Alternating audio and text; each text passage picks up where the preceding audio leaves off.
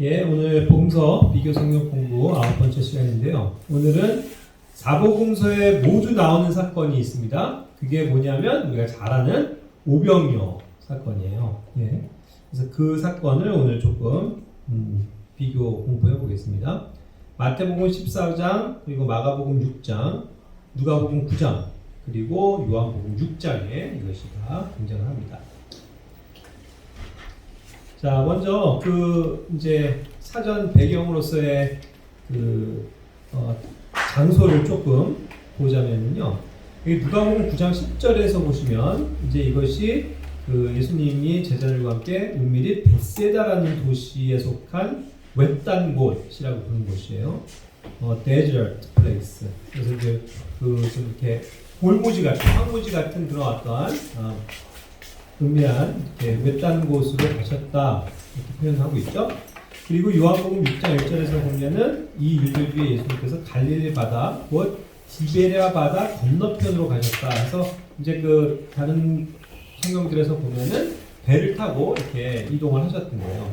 그리고 그 전의 장면에 보면은 이 일들 뒤에라고 했는데 원래 나사렛 자기 이제 고향에서 이제 있으셨던 일들 이후의 사건이거든요. 그래서 이제 나사렛에서 이제 디베랴 바다를 거쳐서 거기서 이제 배를 타고 저쪽 건너편 반대편 쪽에 있는 벳세다라는 곳으로 이제 나아가신 것을 알 수 있는 것입니다. 그래서 이제 이러한 배경을 가지고 있어요. 방금 이 지명을 보면은 벳세다는 그래서 desert place라고 했잖아요. 그러니까 이제 desert는 원래는 사막이라는 뜻을 갖죠. 그러니까 굉장히 황무지와 같은 그러한 곳이었던 거예요. 그러니까 이제 왼쪽에 사진을 제가 벳세다를 누가 찍어놓은 사진을 캡처를 했어요. 이번에 이제 성민이 형제 이스라엘 가는데 혹시 갈릴리 호숫가를 가게 되면 이제 벳세다라는 데를 갈 수도 있겠죠. 네. 그리고 이제 거기에 이제 이렇게 오른쪽에 있는 것처럼 산이라고 이제 예수님께서 산으로 오르셨다고 했잖아요. 산으로 오르셨는데 그게 이제 결국 바다로부터 끼고서 계속 이렇게 올라가는 그러한 지형이더라고요. 그래서 그런데 가면 이제 이렇게 사실은 좀 척박한 그러한 이제 땅인데 그래도 이제 부분적으로는 여기 이제 푸른 잔디밭처럼 초원도 이렇게 등장을 하더라고요. 어떤 사진을 보니까. 그러니까 이제 예수님이 실제로 나중에 사람들을 잔디밭에 앉히시거든요. 그리고 이제 봄이 시작되는 시즌이었기 때문에 이제 척박한 땅에서도 푸릇푸릇 이제 잔디가 파란색을 띠면서 초록빛을 띠면서 무성해지는 그러한 이제 시즌이었을 거라는 거죠. 그래서 이제 이러한 지명을 한번 생각해 보세요. 이제 저쪽 오른쪽 사전에 보면 멀리 이제 바다가 보이죠? 갈릴리 바다가 그런 데서 다 올라가셔서 이제 사람들을 예수님이 만나시는 그런 장면입니다.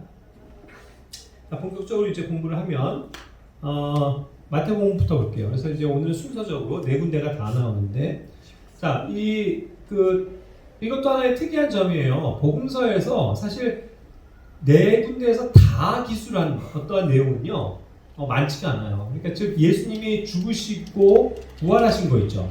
그거에 대해서는 이제 조금 다른 식의 각도를 가지고 조명을 했지만 그 외에 어떻게 보면은 비유도 그렇고 사건도 그렇고 겹치는 것이 네 군데에 다 나오는 것이 사실은 없어요. 그런데 이 오병이어 사건만큼은 네 군데에서 다 기록을 했다는 말입니다. 그렇다면 네 군데에서 다 기록을 했다는 건 뭔가 특별한 의미가 있겠죠.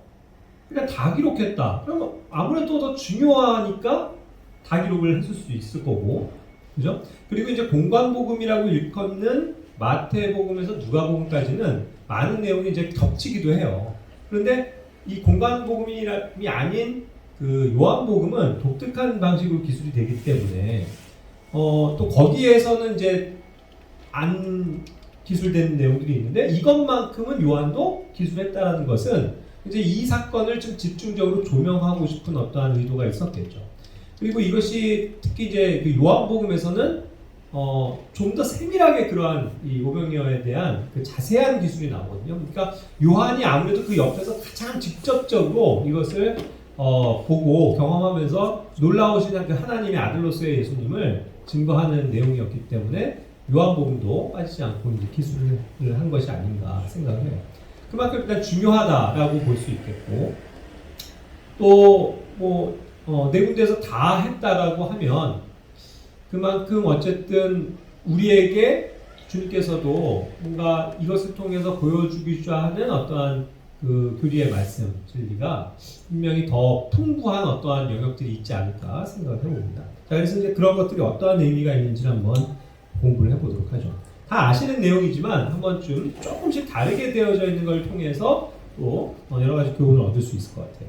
자, 마태복음에서는 14장인데 그렇게 해서 그 외딴 곳이라고 부른 그 데저트, 사막, 황무지로 이제 가셨습니다. 배를 타고 이제 들어가셨다고 했죠. 그러니까 아까 장면입니다. 배를 타고 건너편으로 가신 거죠. 그랬을 때 이제 거기에 있는 벳세다의 도시인데 사실 거기에서 이제 근처에 있는 사람들이 다 나와서 걸어서 이제 그분을 따라왔다 이렇게 얘기를 하는 거죠. 자, 그랬을 때 14절에서 예수님께서 그걸 보면서 그게 굉장히 큰 무리였다라는 거죠. 그들을 보시면서 어떻게 해요? 불쌍히 여기는 마음을 가졌다. 예수님께서 그들을 참 불쌍히 여기셨다는 거예요. 그래서 그러한 어떠한 그 마음을 가지고 불쌍히 여기는 마음, 컴패션이죠. 그걸 가지고 그들을 도와주고자 하는 그러한 예수님의 마음을 볼 수 있죠. 그렇게 해서 그들의 병든 자들을 고쳐주셨다라고 얘기합니다. 먼저 그래서 그 불쌍히 여기는 마음으로 그들을 고쳐주셨어요. 자, 그런 가운데서 이제 굉장히 많은 무리들이 있었기 때문에 시간이 많이 지체된 거죠. 그래서 여기에서는 시점을 15절에 저녁이 되었다라고 표현한 거예요. 그러니까 이제 드디어 해가 뉘어 가면서 이제 낮이 다 지나가 버린 겁니다. 그렇게 됐을 때 이제 제자들이 그분께 나와서 이곳은 외딴 곳이고 또 이제 지났는데 무리를 이제 보내십시오. 보내서 그들이 마을로 들어가서 스스로 양식을 사게 하십시오. 하면서 어떻게 보면 굉장히 이것이 뭐예요? 매몰차지 않아요? 예? 뭔가 이렇게 뭐 그들을 생각해주는 그런 게 없어요. 제자들은 그냥 빨리 돌려보내시죠. 마을로 들어가서 스스로 알아서들 사 먹게 그렇게 하세요. 이렇게 얘기한다는 거죠.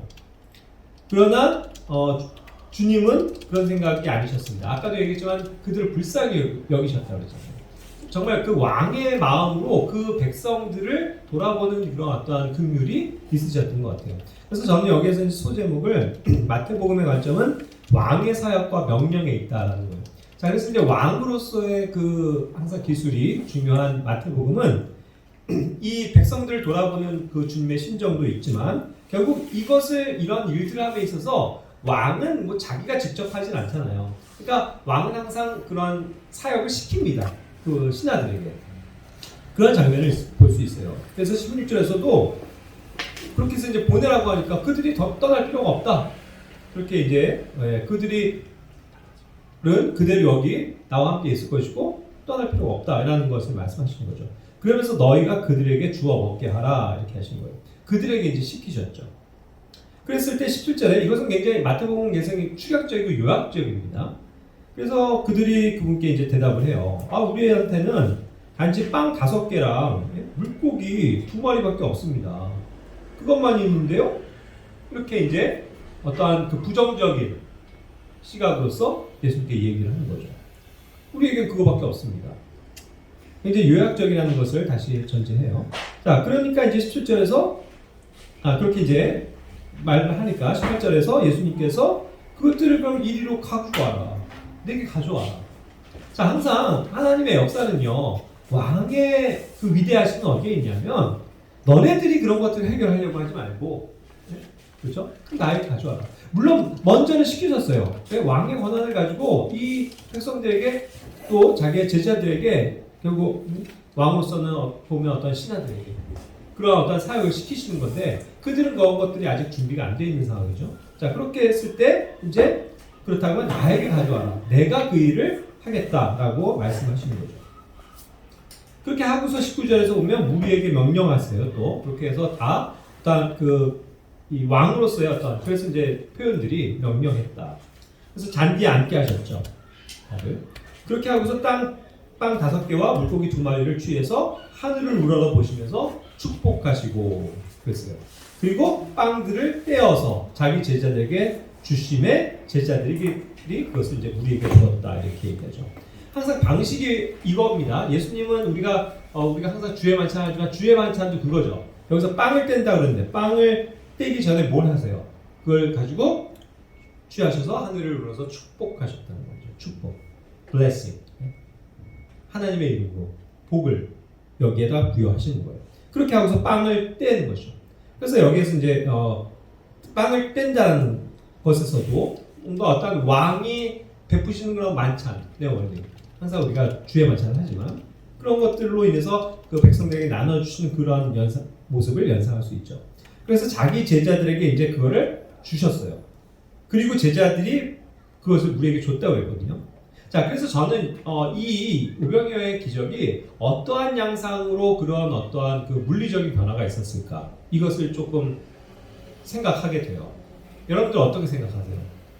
빵을 예수님께서 딱 드시고 축복하셨다고요. 그러고서 떼어서 제자들에게 12제자들에게 그것을 나눠 주신 거잖아요. 그러고서 너희가 가져가라. 그래서 그걸 가지고 사람들에게 준 거란 말이에요. 그렇다면 어떻게 됐을까요? 축복하셨을 때 이게 갑자기 이 빵이 막 산더미를 일으면서 사람들이 보기에 그렇게 되어 있지 않았을 거예요. 항상 여기서 사역적인 관점에서 왕이 지금 이런 자기의 신하들에게 말하자면 시키시는 그런 왕의 사역에 대한 모습을 생각한다면 그 종들에게 시키는 어떠한 내용에서부터 그들의 믿음이 요구되어지는 것을 생각해 볼 수 있죠. 마치 예수님의 첫 번째 기적이 무엇이었습니까? 예, 물로 포도즙을 만든 거였죠. 그랬을 때 예수님께서 사용하신 것도 뭐였어요? 명령이었죠. 그런데 누구에게? 종들에게. 그리고 그 물을 떠서 가져가라. 자, 물을 떠서 가져갈 때까지 화학적인 변화가 있었습니까? 그들이 포도주인 걸 알고 보면서 와, 포도주가 됐네 하고 간 거예요? 아니에요. 물을 떠서 그냥 가져가라는 거죠. 여전히 그들이 가져갈 때까지 물입니다. 그런데 그것이 가서 이제 사람들에게 나눠줄 때 뭘로 변해 있는 거예요? 포도주로 바뀌어 있었단 말이에요. 그러니까 그런 방식을 생각하면 여기서의 물리적인 변화도 예수님이 탁 축복하고 딱 이것을 감사를 하고 탁 하니까 갑자기 막 빵들이 우와 눈앞에서 많아지고 그런 게 아니었을 거라는 거죠. 틀림없이 제 생각에는 그 바구니에 12명이 제자들이 이거 사역을 하니까 골고루 분배를 했겠죠. 빵을 이렇게 조금씩 띄어서 아마 거기 바구니에 원래 바구니가 있었습니다. 바구니에 넣었겠죠. 그래서 가져줘라. 그랬을 때 이 제자들은 어떠한 반응이었을까요? 예수님 뭐 하시는 거지? 우리 이걸 갖고 가요? 하면서 그냥 그런 어떤 의심이 있었을 수도 있어요. 그렇죠. 그러나 어쨌든 순종했단 말이죠. 그래서 그냥 가져간 거예요. 그래서 이제 그걸 가지고 놓고 사람들에게 떼어주기 시작하면서 보니까 이게 어떻게 된 거야? 아무리 떼어주고 막 사람들이 먹어도 안 없어지는 거죠. 안 없어지는 거죠. 그러면서 막 그 바구니 안에서는 뭔가 엄청난 먹을 것들이 풍성해지는 거겠죠. 그러니까 그런 식으로 생각할 때 결국 여기에서의 그 예수님께서 이 제자들에게 요구하신 것도 믿음이라는 거예요. 그죠? 아무런 변화가 없어요. 그냥 기도하셨어요. 자, 갖다 줘. 그랬는데 그냥 그 빵 5개에서 뭐 얼마나 12개를 나누면 얼마나 돼요? 그냥 요만큼씩 하고 그 바구니에 들고요. 아니 예수님 뭐 하시는 거야? 이런 생각을 가지고 갔을 수도 있는 거예요. 근데 가서 어쨌든 내려놓고 그때부터 이제 빵을 떼어주기 시작하니까 그냥 무한대로 계속 띄어도 빵은 안 없어지고 막 오히려 그 안에 가득한 거예요. 그런 것을 목도했을 거 아닙니까? 그래서 정말 대단하시다. 그리고 그런 어떤 것을 배불리 먹게 되는 그 장면을 거기에 앉아 있었던 사람들도 다 경험하게 된 거잖아요. 그러니까 왕의 위대하심을 또 예수님께서 그들을 불쌍히 여겨서 한 명도 굶기지 않으시겠다고, 그죠? 갈 필요가 없다. 그죠? 그러나 사역적인 관점에서는 제자들에게 너네가 너희 걸 갖다 줘라. 먼저 요구하시거든요. 거기에서는 이제 실패했지만 예수님께 그것을 가져갔을 때는 하나님께서 일하신다. 예수님께서 일하신다. 그걸 보여주는 거죠. 예, 그렇게 해서 이제 그들이 다 먹고 배를 채웠다고 했어요. 배불리 먹었다고. 그러고서 남은 조각, 이것이 이제 그 프래그먼트라고 해갖고 조각이에요. 자, 빵이 있었으면 원래 원형 그대로의 빵이 아니고요. 빵들 계속 띄어서 나눠줬잖아요. 예? 그래서 계속 나눴기 때문에 이 빵에서 파생된 그 많은 조각들이, 예? 그렇게 해서 남은 것들, 너무 배불러요. 자, 남았으면 가져오세요. 다 모아갖고 바구니에 놓으니까 이게 12바구니에 가득 채워질 정도로 불어나 있었다는 거죠. 그렇게 해서 이제 주님의 기적이 여기서 보여준 거예요. 그러고서 21절에 보면 먹은 자들은 여자들과 아이들 외에 5,000명의 가량의 남자들이었다 이렇게 얘기하죠. 남자들이 항상 개수가 돼요. 그죠? 남자를 기준으로 했을 때 약 5천 명 정도가 됐다는 거죠. 그러니까 남자들을 제외하고 여자들과 아이는 개수를 안 하거든요. 남자건 여자 아이건. 그러니까 이 아이들과 여자들을 또 생각하면은 최소한 5천 명의 더블은 될 수도 있다는 거죠. 아이들과 여자들이 있습니다. 그죠? 여자들도 적극적으로 따라다녔단 말이에요. 성경에 보면. 그죠? 그리고 또 어떤 아빠를 따라서 아이들도 또 남편을 따라서 아내들도 왔을 수 있죠. 그러니까 거의 아마 10,000명 정도에 되는 사람이 있었을 거다라는 거죠. 그랬을 때 남자들만 배불리 먹여준 게 아니라 그 모든 사람들을 다 채워줬으니까 약 10,000명가량의 사람들이 아마 배불리 먹는 그런 것을 체험하지 않았을까 그런 생각이 들어요. 자, 여기까지가 이제 마태복음의 아주 요약된 내용이고요. 마가복음으로 봅시다. 마가복음은 이제 좀 긴데, 마가복음은 이제 종으로서의 예수님이잖아요. 섬기시는 예수님. 역시 그 어떤 섬기시는 그런 모습, 그런 것을 조금 연상할 수 있어요.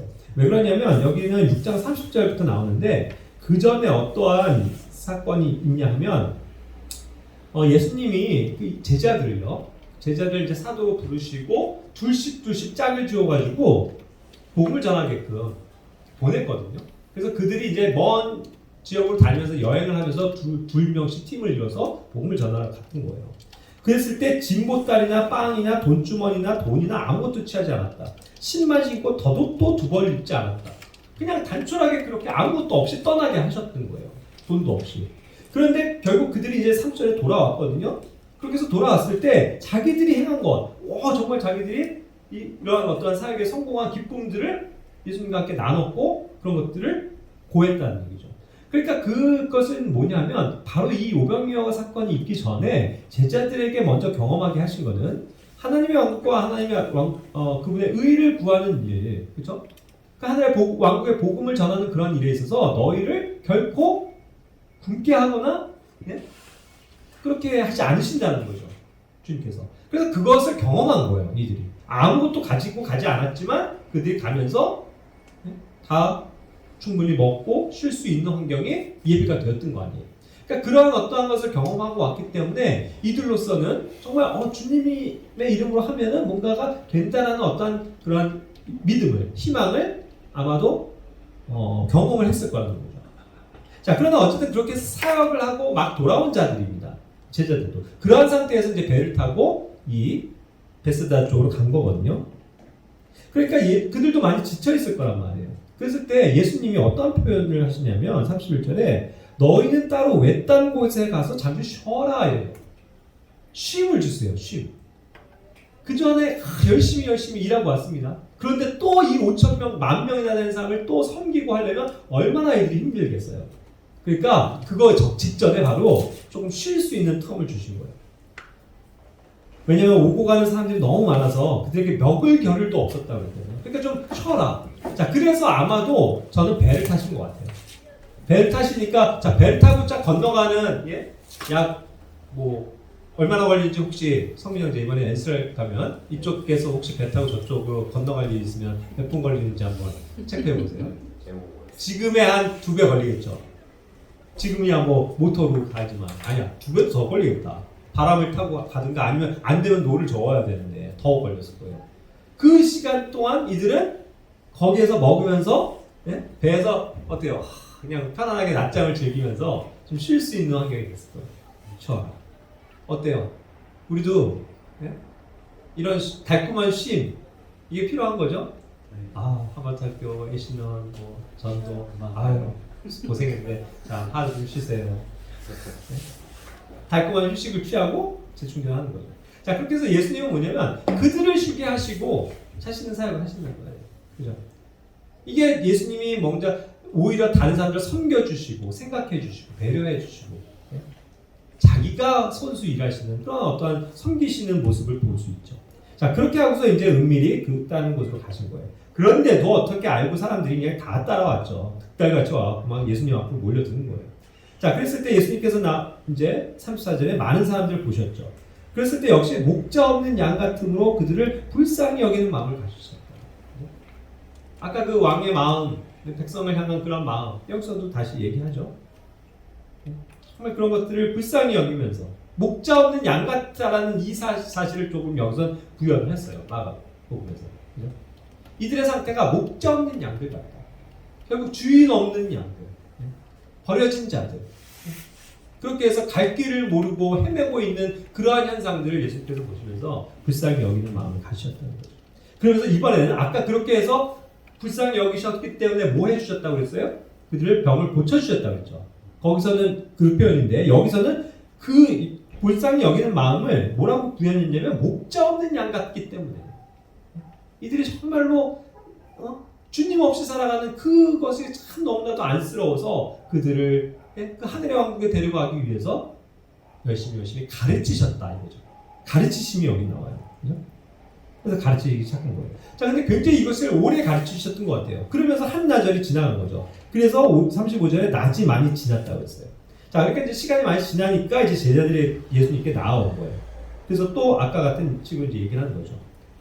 아, 이제 때도 많이 지났는데 그들을 보내서 그들이 주변 지역과 마을로 들어가서 빵을 사게 하십시오. 그들에게 먹을 것이 없나이다.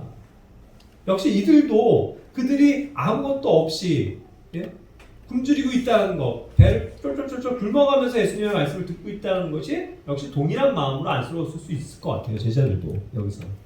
그러니까 여러 제자들의 말들이 다각도로 표현된 것 같아요. 그냥 빨리 보내십시오 하고 좀 관심 없어 하는 사람도 있지만 또 어떤 사람들은 저 사람들 얼마나 배고플까. 그래서 예수님 저 사람들 먹을 거 없어요. 그냥 어떻게 보내서 좀 먹이시죠. 이런 마음을 지금 표현하는 사람들도 있고. 그렇죠? 그래서 왜냐하면 여기 이제 영어에 they have nothing to eat. 먹을 것이 없습니다. 그 상황을 본 거예요. 그들이 단순히 그냥 예수님 말씀 듣느라고 시간을 잊어버려 갖고 못 먹는 게 아니고 이들에게 먹을 게 없다라는 것을 알았다는 거예요. 제자들. 동일하게 예수님도 그런 걸 보게 하시는 거죠. 우리 종들에게. 그렇죠? 예수님은 이미 알고 계세요. 하지만 우리도 역시 그러한 마음을 품고 이들의 어떤 불쌍한 상황들, 어려운 상황들을 이해하게 하시고 그들을 위해서 뭔가 할 수 없나? 이런 어떤 동일한 불쌍히 여기는 마음을 갖게끔 하시는 이런 것들도 마가복음에서는 찾아올 수 있죠. 자, 그렇게 해서 이제 이어지는 게 예수님이 그렇게 하니까 말씀하신 거예요. 통이네요. 너희가 그들에게 주어 먹게 하라. 역시 너희가요. 주님의 이름이요. 항상 주님 이거 어떻게 하죠? 그랬을 때 주님이 원하시는 건 그 문제를 제기하는 그 사람에게 네가 해. 네가 해. 저 사람 보험 전해야 되는데 어떻게 해줘? 네가 가. 우리 교회 이거 정말 이렇게 청소도 해야 될 것도 많고 정말 할 일 너무 많은데요. 네가 해. 그죠? 그런 거 아닐까요? 주님은 여러 사람을 다 통해서 하실 수 있지만 그 문제를 먼저 얘기하는 사람에게 말씀하시는 것 같아요. 네가 해요. 그럴 때 가만히 제가요? 과연 제가 할 수 있을까요? 하면서 주님께 묻고 나아가면 이거 굉장히 큰 일입니다. 근데 보통 어떻게 해요? 할 수 없습니다. 제가 어떻게 해요? 그렇죠? 예수님이 하실 수 있는데 그걸 믿고 의지해야 돼요. 그러면서 자신들의 어떤 생각을 지금 딱 반영하죠. 바로 계산이 돌아가는 거예요. 자, 여기 37절에서는 우리가 가서 200데나리온어치의 빵을 사다가 그들에게 주어 먹게 합니까? 벌써 그게 계산이 된 거예요. 이 정도 많은 약 10,000명 정도에 되는 사람이라는 건 어느 정도 파악이 됐겠죠. 이 사람들한테 빵을 조금씩 한 덩어리 정도만 나눠준다고 하더라도 글쎄요. 그러니까 여기서는 200데나리온이라고 했는데 penny worth예요. 그러니까 그 페니의 그런 가치가 있는 그런 아주 소량의 화폐단위거든요. 그러니까 얼마 안 되는 거예요. 그리고 페니가 데나리온도 그렇지만 페니가 뭐냐면 하루 그 일꾼들이 일하는 품삯이라는 말이에요. 그 정도. 그거밖에 안 되는 건데 그걸로 이 사람들을 어떻게 먹여야 하나요? 자, 그런데 여기서 보면요. 이게 can we?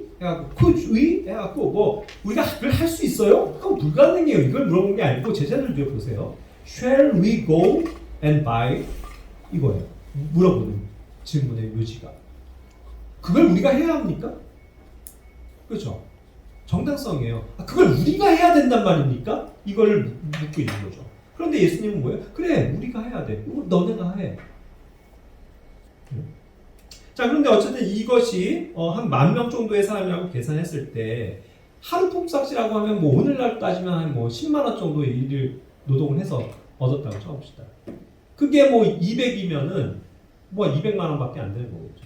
그걸 가지고 10,000명을 먹일 것 같으면 진짜 1인당 200억 불밖에 안 되는 거 아니에요. 지금 이렇게 환산해도. 그러니까 맞아요. 빵 한 조각 사서 그냥 줘도 될까 말까 한. 그죠? 그러니까 이거 가지고 너무 부족한데요. 이렇게 느끼는 거죠. 계산은 빨라요. 계산은 되고 있어요. 하지만 그들에게 정작 믿음이 있냐는 거. 그들이 해야 한다는 당위성에 정말로 믿음을 가진 사람은 없었다는 거죠. 그리고 제가 하겠습니다. 이러한 순종하는 사람도 없었다는 거죠. 그냥 눈치만 보고 있어요. 자, 그랬을 때 예수님이 물어보신 거예요. 그 다음 과정을. 그럼 너네에게 빵이 몇 개 있냐? 자, 여기서 빵이랑 물고기가 몇 개 있냐 물어보신 거 아니에요, 여러분? 빵이에요, 빵. 가장 기본적으로 그들의 끼니를 채워줄 수 있는 건 빵이에요. 빵만 있으면 돼요, 사실. 그래서 빵이 몇 개 있냐 하고 물어주신 거예요. 그랬더니 가서 막 알아보기 시작한 거죠. 시간이 걸렸을 거예요. 가서 알아봤어요. 그랬더니 다 알아보고 오니까 네, 5개, 빵 5개랑 물고기 2마리가 있습니다. 5. 빵이 몇 개냐 했기 때문에 5예요. 5로 대답한 거예요. 5개 있습니다. 그런데 and가 나오잖아요. 뭐가 있지? 먹을 거 뭐가 있나 하다 보니까 and 2 fishes. 거기다 더해서 물고기 2마리가 있었던 거예요. 그럼 이건 덤이에요. 주님은 빵 몇 개 있는지 알아보라 했는데 빵 5개, 거기다가 물고기가 2마리가 있어요. 그럼 오히려 그들이 예상한 것보다 더 많은 게 있는 거예요, 사실. 이 2 물고기가 또 큰일. 그래서 예수님께서 명령하사 모든 사람을 떼지어서 푸른 잔디에 앉게 하셨다. 여기서 이제 푸른 잔디죠. 아까 그래서 이제 그런 푸른 초원을 잠깐 보여준 겁니다. 푸릇푸릇 돋아나는 거기 앉게 하셨죠. 100명씩 50명씩. 자, 그런데 이제 또 다른 곳에서 누가 보면 그걸 50명씩 앉혔다고 했어요.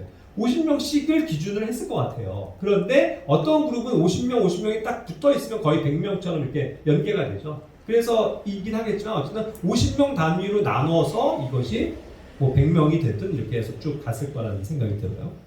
그렇게 해서 역시 41절에 이거를 가지고 하늘을 우러러보시고 축복하셨죠. 역시. 그리고 빵들 떼서서 제자들에게 주셨어요.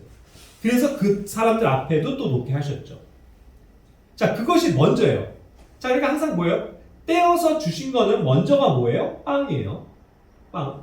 그래서 아까도 방식은 말씀드렸죠. 그래서 빵을 띄어서 조금 그걸 가지고 가서 주라고 하니까 이거 이상하네 하는데 갖다 줬죠. 그랬을 때 어쨌든 그것이 계속 없어지지 않고 막 사람들 배불리 먹었던 것을 경험한 거잖아요. 그러고서 뭐예요? 또 2마리 물고기 2마리도 이와 같은 식으로 이제 해서 나눠 주셨다는 거죠. 그죠? 그러니까 여기서는 브레드를 이제 breaking bread, 빵을 떼는 그런 장면이 아니고 이제 나누어 주셨다고 했죠. 그래서 그 2마리 작은 거지만 그래도 그걸 나눠서 이렇게 하시면서 가져가게 하셨죠. 동일한 방법으로 배불리 먹으셨다는 거예요. 그러니까 이것도 먹고 배를 채웠다고 했죠. 그리고 남은 조각, 이건 빵 조각입니다. 그것과 물고기를 어떻게 한 거예요? 12바구니에 채웠다. 역시 12바구니에 채운 건 물고기가 아니에요, 여러분. 지금 예수님께서 원래 하시고자 했던 건 빵이에요. 빵의 그 부스러기 조각들이 12바구니에 모였다고. 그리고 덤으로 아까 있었던 피쉬마저도, 물고기마저도 남아있었다 이거죠. 그죠? 그런 상태를 얘기하는 거예요. 그리고 빵을 먹은 자들이 50,000명쯤의 남자였다. 정확하게 일치하고 있죠. 그래서 이런 어떤 일치하는 기법들만으로도 굉장히 여러 가지 어떤 이러한 사실들이 정확한 사실이라는 것. 더구나 4군데에서 다 동일하게 얘기한 것은 뭐 100% 이것이 놀라운 기적의 한 장면을 정확하게 기술했다는 걸 알 수 있는 거죠. 자, 그러고서 이제 누가복음으로 넘어가면 여기서는 이제 누가복음은 사람의 아들로서 오신 예수님이죠. 사람들을 또 영접해 주시는 그런 어떤 사람의 아들로서의 모습도 연상이 돼요. 9장 11절에 보면 아까 얘기한 것처럼 이제 사람들이 이제 막 그걸 따라오는데 예수님께서 그들을 받아들이셨다 이렇게 표현하고 있거든요. He received them. 받았다. 영접했다. receive 아시죠? 우리가 예수님의 이름을 영접한다라는 거 요한복음에서 받아들이는 거거든요. 그렇죠?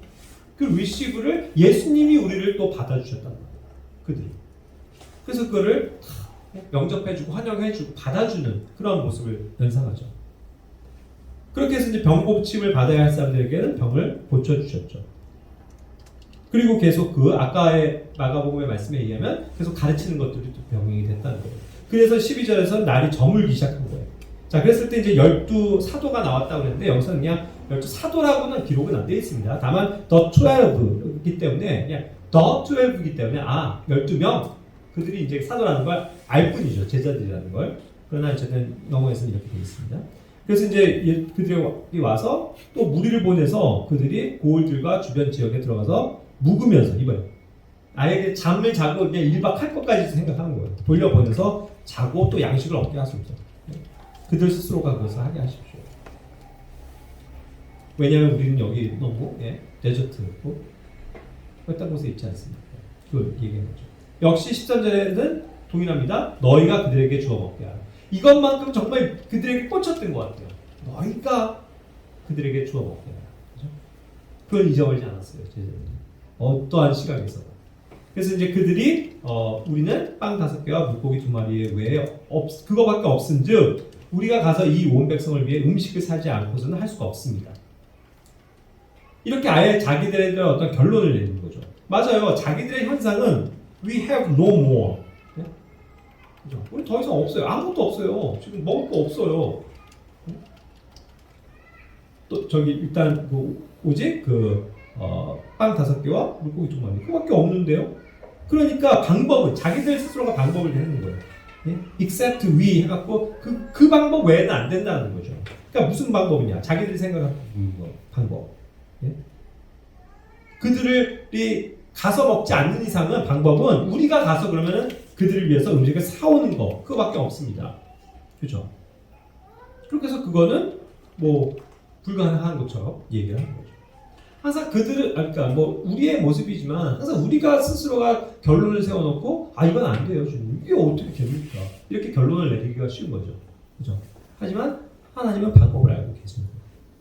역시 5,000명의 남자들이라고 했죠. 그래서 그들을 앉히셨어요. 50명씩 무리 쳐 앉혔다고 했죠. 그것이 이제 50명씩 하다가 이게 간격이 없다 보면 100명도 되는 거잖아요. 그래서 아까는 100명이라고도 서술이 되는 거죠. 그래서 다 앉혔어요. 역시 빵 5개와 물고기 2마리를 취하사 하늘을 물어보시며 축복하시고 떼어서 제자들에게 주셨다. 우리 앞에 이렇게 하셨다. 동일한 방법이죠. 그래서 그들이 먹고 다 배를 채웠다. 자기들에게 남은 조각이 12바구니나 이제 있게 됐다라는 것을 또 누가복음 역시 또 좀 압축해서 기술을 하고 있죠. 누가복음은 이제 다른 것들 뭐 병자들에 대한 내용이라든가 이런 건 굉장히 세밀하게 서술이 되어 있는데 이런 거는 또 굉장히 이렇게 압축적으로 요약이 되어 있죠. 그죠? 뭐 이렇게 길게 설명이 안 되어 있어요. 이것도 굉장히 짧게 설명이 되어 있죠. 그러나 어쨌든 그런 인간으로서의 예수님이 그러한 그들을 받아주시는 사람들을 받아주신다는 그런 어떤 인자의 모습을 또 여기서도 살짝은 볼 수 있는 것 같습니다.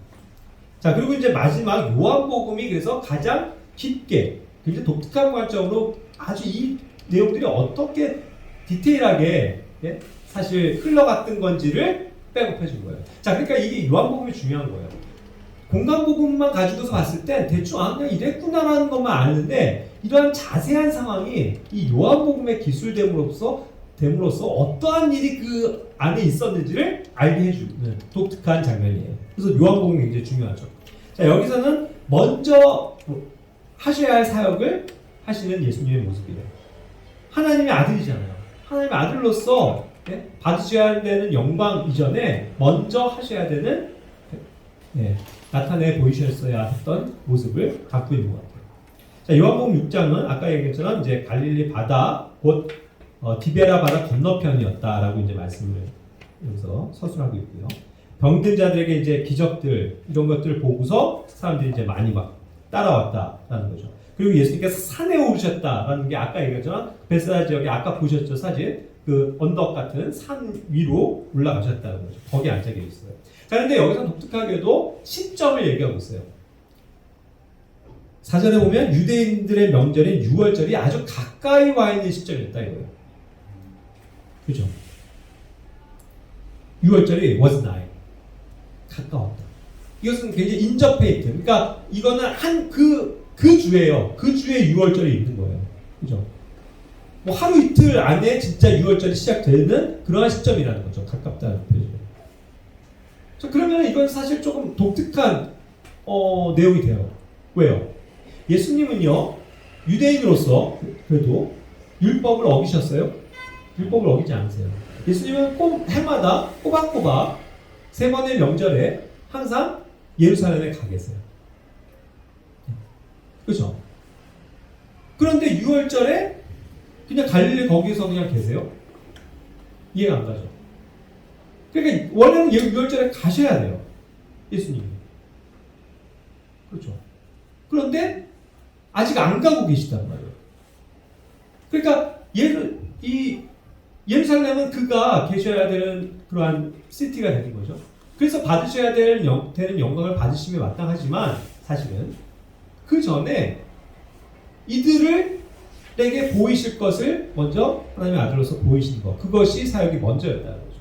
그래서 그는 아직은 예루살렘으로 가지 않으신 상태예요. 그걸 이제 보여주는 거죠. 자, 그러면서 5절에 보면 이제 딱 눈을 뜨서 그 산에서 보니까 저기 막 그 도시부터 막 해갖고 사람들이 막 산으로 올라오는 거예요. 자, 이게 그래서 그 사건의 첫 발단입니다. 이미 예수님이 있는데 막 사람들이 오는 걸 보신 거예요. 그랬을 때 먼저 어떠한 일이 있었냐면 슬쩍 그걸 보고 큰 무리가 오는 걸 보고 옆에 딱 빌립한테, 빌립이 있었어요. 야, 빌립아, 우리가 어디서 빵을 사서 저 사람들 먹이겠냐? 이렇게 먹어야만 하겠냐? 이렇게 물어보시고. 그러니까 빌립이 딱 들으면서 당황했겠죠. 저 많은 사람 대충 딱 보니까 한 10,000명 정도 되는 사람인데 벌써 이제 막 계산이 되는 거죠. 이거 저렇게 많은 사람들이, 그죠? 근데 그가 먼저 이렇게 방법을 여러 가지를 궁리를 했던 것 같아요. 그런데 이것은 이유가 있었단 말이에요. 6절에 보면 예수님이 이렇게 말씀하신 것은 친히 예수님께서 어떻게 하실지 당연히 알고 계신데 빌립을 시험하시고자 하였다. 그의 믿음을 보고자 하시였다. 그래서 먼저 이것을 빌립에게 얘기하셨어요. 빌립이 거기 출신이잖아요. 또 어쩌든 그런 면에서 빌립이 모르겠어요. 그런 영역에서 이제 어떠한 뭐 빵과 이런 것들을 뭐 관리하거나 우리 같이 이렇게 할 때 그런 일들을 맡았었는지 모르겠지만 어쨌든 빌립에게 물어보셨던 거예요. 그랬을 때 이거 안 되는데요. 벌써 그런데 딱딱 계산은 빨라요. 이 빌립이 계산한 거예요. 아까 그 200데나리온이라는 200페니워스라는 거를 계산한 게 이 빌립이에요. 저 정도 10,000명이면요. 지금 계산해 보니까 한 200페니워스 가지고도 충분치가 않은데요. 부족한데요. May take a little. 그건 너무 조금인데요. 그 정도 값을 하더라도 요 빵 한 달에 사기서 주기가 어려운데요. 벌써 그 계산이 된 거란 말이에요. 그러니까 계산에 빨랐죠, 빌립이. 굉장히 지혜로웠던 사람인 것 같아요. 똑똑했어요. 그래서 딱 그것들을 평가한 게 사실 이 빌립이 한 거예요. 아까 다른 데서 나온 거죠. 자, 그러고서 조금 이제 막 사람들이 오니까 뭐 오셔서 예수님이 맞아주고 뭐 병도 고쳐주고 뭐 가르치시고 시작하면서 이제 시간이 간격이 생겨버린 거예요. 그렇죠? 그러니까 이제 그렇게 그들은 이제 우왕좌왕하고 있었겠죠. 그런데 여기에서는 기술이 안 된 게 뭐냐면 아까 세 군데에서 다 예수님이 제자들에게 뭐라고 명령하셨었죠? 뭐라고 제자들에게 이야기하셨죠? 이 문제에 대해서 너네가 줘라 했잖아요. 그걸 아마도 이렇게 얘기를 지금 빠져 있잖아. 그거를 얘기하셨을 것 같아요. 그러니까 이제 이들은 이거 갖고도 안 되는다면서 부지런히 뭐 어떻게 하나 막 제자들끼리는 막 그러고 있었을 것 같아요. 시간이 지나는 과정에서. 자, 그럴 때 이제 어떻게 하지 하다가 이제 뭐 아까 또 뭐 먹을 것이 너에게 뭐 몇 개 있나 찾아봐 하니까 그 말씀에 이어서 또 시간이 지난 시점에서 막 찾다가 안드레가 이제 한 소년을 데리고 온 거예요. 그가 보리빵 5개와 작은 물고기 2마리를 가지고 있었다는데. 그리고 이것이 작은 물고기라는 것이 여기서 나왔고, 그리고 뭐 큰 엄청난 뭐 고기가 아니고 조그만 거. 그리고 이것이 보리빵이었다는 것도 알려주는 거예요. 그리고 항상 보리는 또 유대인과 관련이 있는 건데, 어쨌든 그거. 그래서 이걸 가지고 있습니다. 자, 파악해서 오와서 그거를 매개로 해서 데리고 오는 거에는 항상 안드레가 쓰여요. 안드레가 베드로를 데리고 가잖아요. 그죠? 안드레는 항상 그런 역할이에요. 또 여기 외국에서 온 사람들이 예수님 좀 만나게 해주십시오 했을 때 안드레가 와서 청하거든요. 항상 안드레는 이렇게 뭔가를 데리고 오고 소개하고 그런 것들에 굉장히 능한 은사를 가지고 있어요. 참 좋아요. 그런데 안타깝게도 자 이걸 가지고 왔어요. 그러나 그걸 어떻게 사용해야 될지 이거 가지고 뭘 하겠어요? 라는 여전히 불신이 있었단 말이죠. 왜냐면 그러나 그것들이 이 많은 사람들에게 얼마나 되겠습니까? 저희가 고작 찾아보니까 그래도 찾은 것만도 용하죠. 안드레가 어떤 소년이 가지고 있는 걸 가져왔단 말이에요. 그러니까 뺏어서 가져왔다는 얘기가 아니죠. 이 소년들, 우린 사실 소년에 대해서 주목해야 됩니다. 이 소년은 뭔가 주님께 드리고자 하는 마음으로 이 막 먹을 걸 찾고 있는 이 제자들에게 저 요거 있어요 하면서 가져왔을 거란 말이죠. 그 자기와 자기 가족이 먹을 빵 5개 고자 그리고 작은 물고기 그걸 주님께 드리고자 하는 마음이 있었다는 거죠. 근데 어쨌든 그거를 안드레가 발탁해와요. 그래서 이거 가지고 뭐 하겠습니까? 그러고서 이제 또 시간이 흐르는 거예요. 또 예수님이 계속 가르치시고 하셨겠죠. 자, 그러다가 이제 예수님이 이제 앉혀라 해갖고 앉게 한 거예요. 자, 여기에서 이제 그 앉은 사람들이 5,000명이라고 얘기했죠. 그리고 여기서 보면 앉은 사람들이 5,000명이라고 착각할 수 있잖아요. 근데 영어 성경에 뭐예요? 이게 the man이에요. 그런데 man이 공교롭게도 사람들이라고 번역을 할 수도 있지만 the man이 뭐의 복수예요? man이. 남자의 복수예요. 남자들이잖아요. 그러니까 여기서 번역을 남자들이라고 번역해도 되는 거예요. 그죠? 그래야 다른 성경이랑 다 맞아요. 남자들만 5,000명이라고 했었잖아요. 여기서도 the man이 남자들인 거예요. 남자들만 지금 5,000명을 센 거죠. 그렇게 해서 이제 여기에서도 그것이 정확하게 같다는 걸 알려주시는 거죠. 자, 그러고서 빵을 집으셨어요. 그리고 이번에 축복하셨다고 했는데 여기서 뭐예요? 감사를 드리셨다는 거예요. 자, 그러니까 이 주님의 이 빵을 떼시는 이거 그것이 이제 결국은 주의 만찬과도 결부가 되는데 항상 그것은 축복과 감사예요. 주님이 베풀어 주시는 그 축복과 감사가 동시에 있는 거란 말이죠. 요한복음은 그것까지도 설명하는 거예요. 그렇게 해서 감사한 다음에 제자들에게 나눠주셨죠. 그리고 또 그와 같은 방식으로 and likewise 그죠? 그렇게 해서 먼저 1차적으로 빵을 다 사람들에게 배불리 먹이시고 그 다음에 이제 또 물고기들도 나눠서 주셔서 원하는 대로 먹게 하셨다 뜻이죠. 그렇게 해서 배불리 먹었어요. 그래서 남아있는 조각들을 거두어 이제 잃어버리는 것이 없게 하라. 주님이 이번에 그것을 사실 명령하셨던 거예요. 그래서 거두라고 하신 거죠. 그래서 12바구니에 거뒀다고요. 근데 12바구니에 거둔다. 걷어서 드린다는 이 표현이 gather up이거든요. 모아서 이렇게 모아 올리는 건데 결국 그것이 하늘의 왕국에 대한 얘기예요. 그죠? 마지막 과정에 이제 모아지는 거, 장막절을 통해서 모든 유대인 백성들을 모으시는 것이 주님의 최종적인 과정이거든요. 그래서 남은 것들 다 모아라. 더군다나 모은 게 몇 개예요? 12바구니. 12, 12, 이스라엘. 그죠? 그래서 마지막 하늘의 왕국에 대한 예표가 되는 거예요. 끝까지 남은 것이 없도록 남은 것 한 조각이라도 다 집어넣어라. 잃어버리지 않게 해라. 그게 이제 주님의 뜻인 거예요. 그런 것까지도 여기에서 세밀하게 요한은 예표적인 것들을 살피고 있죠. 자, 그렇게 해서 그 기적을 이제 체험한 사람들이 어떻게 해요? 와, 진실로 세상에 오실 이분은 그 예언자시다.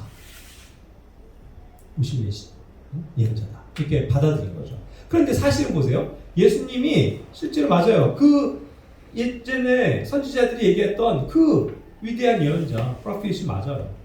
그렇죠? 그런데 그들은 바로 앞에 와 계신이라고 시점을 얘기해야 되는데 이분이 우리에게 오신 그 메시아다 이렇게 받아들였어야 되는데 또 뭔가의 것들을 얘기해서 오실이라고 더 밀어버렸죠. 그렇죠? 그러니까 그들이 바로 놓친 건 예수님을 진짜 그들이 메시아로서 받아들이는 그게 필요했는데 아, 이분이 그 오실 그분 아니야? 라고 또 멀리 돌려보낸다. 또 지체가 되는 거죠. 그렇죠? 자, 어쨌든 이와 같이 이제 하면서 결국 그들이 배가 불렀기 때문에 진짜 그를 하나님의 아들로 메시아로 믿고 받아들인 것이 아니라 먹고 배불른 그것 때문에 좋아서 어떻게 한 거예요? 억지로 그분을 왕으로 삼으려고 했다는 거죠. 그죠? 그러나 지금은 예수님은 왕으로서의 위치 그것을 바라시는 게 아니죠. 그리고 그때가 아니죠. 그러니까 그걸 거부하시고 혼자서 따로 또 산으로 들어가셨다 이렇게 표현하는 거죠. 네. 이와 같은 방식으로 이제 오병이어의 사건들이 네 군데에서 다 정리를 해주고 있습니다. 그래서 우리는 뭐 많은 것들을 또 영적으로도 배우지만 참 그게 좀 꽂히는 것 같아요. 저는 그 말이 너희가 그들에게 먹을 걸 줘라. 너희가 줘라. 그렇죠? 그거를 캐치하고 예 주님 제가 하겠습니다. 이 순종을 하는 자들이 얼마나 복이 있습니까? 그죠? 그리고 또 하나 안드레처럼 막 계산하지 않고 어쨌든 그걸 가지고 오는 그 철저 뭔가 주님으로부터 주님께 인도하는 거 가지고 오는 거 좋죠. 근데 그것을 가지고 제가 이거 있으니까 주님 이제부터 주님께서 사용하십시오 라는 믿음이 있으면 더 좋은 거죠. 아 이거 가지고 근데 뭐가 될까요 주님? 이 의심보다는 그죠? 그리고 빌립처럼 계산이 빠르고 모든 것을 정확하게 판단은 하지만 더 나아가서 믿음을 갖지 못했기 때문에 이들이 아직은 눈이 가려져 있다는 거죠. 하지만 그것을 이제 본 이상 제자들은 어때요? 더욱더 확신을 갖게 되는 거죠. 우리가 주님의 기적을 맛보기를 원하는 게 그런 거예요. 뭐 대단한 기적을 우리에게 이 시대에 주진 않으시겠지만 우리도 뭔가 주님께 대한 믿음을 가지고 갈 때 분명히 하나님께서는 우리에게 보이신다고요. 주님의 기적을, 주님의 일하심을, 그리고 주님의 위대하심을 그렇죠? 그런 것을 이제 믿으면서 나아가는 우리 성도들이 되었으면 좋겠습니다. 예, 기도하고 마칠게요.